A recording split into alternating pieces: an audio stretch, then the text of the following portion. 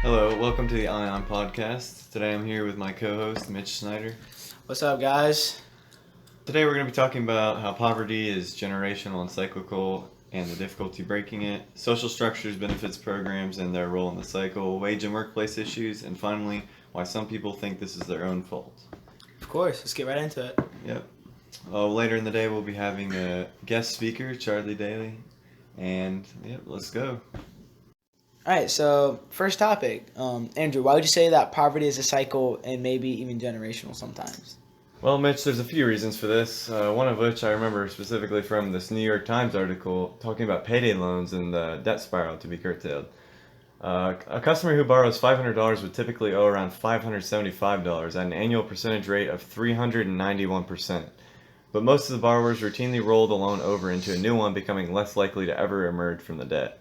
So what these companies do is they basically charge exorbitant rates to these customers because they know they're coming there because they need money and they won't be able to pay back these huge fees that they're getting if they can't afford to pay it back right away. These people kind of know what they're getting themselves into, so why do you think they would turn to these payday loans if they seem so dangerous? Well, a lot of the time it's because they have no friends that can lend them money and or they don't have good enough credit that they can get a loan. So they're forced to turn to these companies. It's really all they have left. From a podcast called The Hidden Brain that I heard, they say, when you have a scarcity mindset, it leads you to take certain behaviors which in the short term help you manage scarcity, but in the long term only make matters worse. And this relates to payday loans because, yeah, they do help you right away because you can pay that bill, you can pay that rent or whatever it is, but you're really going to be paying the price later when you got $1,000, $2,000 racked up in fees just from that. Yeah, it makes sense. And that actually kind of reminds me of a time I listened to a documentary. It was called The Spent Documentary.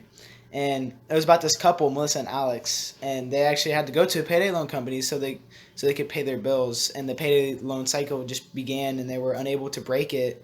And they eventually had to sell some of their belongings. And at the end of it, they had to pay over $1,000 in fees. Wow, that's something. But why would they ever go to a payday company? They actually had to go to a payday company because they had a kid who had autism. Then this led to the kid needing treatment for the autism. But then eventually Alex, the husband, was recently diagnosed with something that actually made him unable to work. That means they had low income and they weren't able to pay for the treatment. That sounds about right. It's pretty much how it goes when you get involved with these companies. You end up paying a lot of money for just that $200, $500 you needed.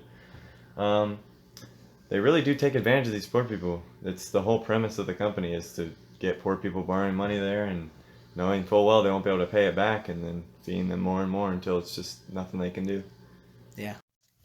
It's not just payday loan companies forcing these people into a debt spiral, though it is also sometimes the country itself.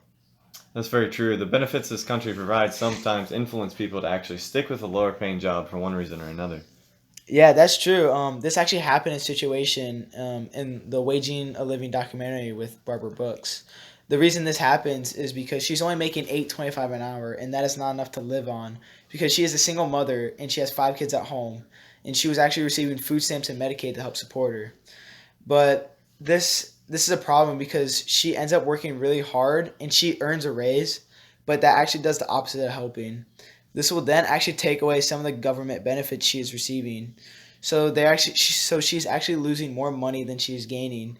And then people are kind of stuck with that hard choice whether they should take that raise or not because in the long run, you look at it and it's just not worth it. So in a way, the government's encouraging them to never leave these low-paying jobs and in turn never get out of poverty. So unless they make a drastic hop in pay, the money they gain from a raise can easily be lower than the money they lose from the benefits, just like Barbara Brooks. Yeah, that's exactly what it is. And all right, we're going to take a short break and we'll be back in a second.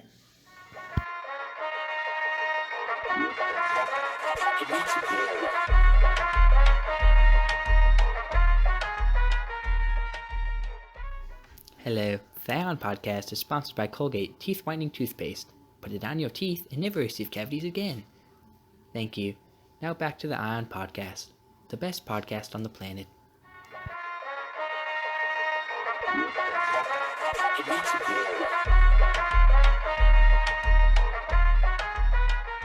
Hello, everybody, and welcome back to the Ion Podcast. I'm your host, Andrew, with co-host Mitch. And if you're just tuning in, we just finished talking about payday loan companies, government benefits, and their unwanted contributions to the poverty cycle. Yes, we're back. And for the second half, we have a special guest here, Charlie Daly. How you doing, Charlie? I'm doing great, Mitch. Thanks for having me. All right, well, let's get right into it. Charlie, what do you think about workplace issues that lead into the poverty cycle? Yeah, I think there's a lot more discrimination than people really realize. I think it's actually like a really big problem. One example of this is from a U.S. News article I read called How Higher Education Affects U.S. Salary. They say among minorities, all ethnic groups' career earnings were less than that of Caucasians. I thought this was not okay. They're really being unfair by not hiring a person who is more qualified than another just because he or she is a minority. Huh. Has this been proven in any way? Yeah, there was a study that talked about this in an article I read on National Bureau of Economic Research called Employers Reply to Racial Names. It said job applicants with white names need to send about 10 resumes to get one callback. Those with African American names need to send around 15 resumes to get one callback, so it was really uneven. That's very interesting. I haven't heard a study like that before, but what else can you tell me about this survey? Well, I had 1,200 names in the survey, so it certainly can't be discounted. One weakness of the study is that it simply measures callbacks for interviews. There's no successful indication of whether or not an applicant gets the job or what the wage for a successful applicant would be. All right, well, we're running out of time for this part, so let's go ahead and move on to the last section for the day.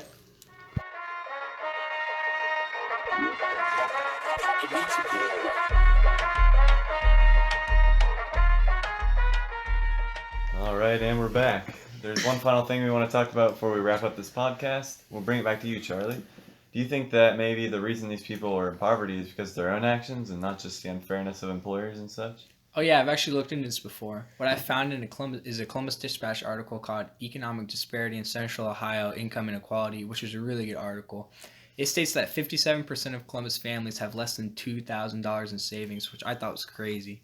And what some of these families do is that they're kind of forcing themselves into a debt if an accident were to pop up suddenly that they can't afford.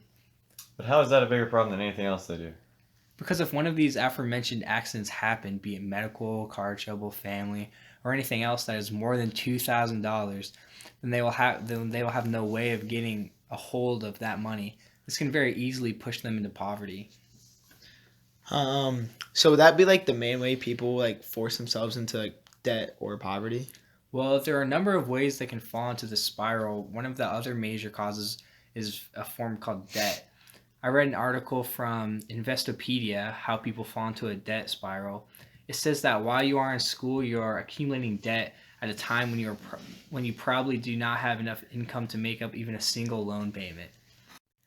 Yeah, school is a good way to get a well-paying job after college. However, with some majors and potentially some locations, they can't get these jobs straight out of college. But without a good job, these new graduates will barely be able to live alone and pay off their enormous college debt that they took on. All right, well, that's all the time we have for this episode. We'd like to thank all you listeners for tuning in today, as well as our special guest, Charlie Daly. Yeah, thanks for having me. No problem. Yeah, and we also can't forget to thank our sponsor for the episode. And we'll catch you at the same time next week. So yeah.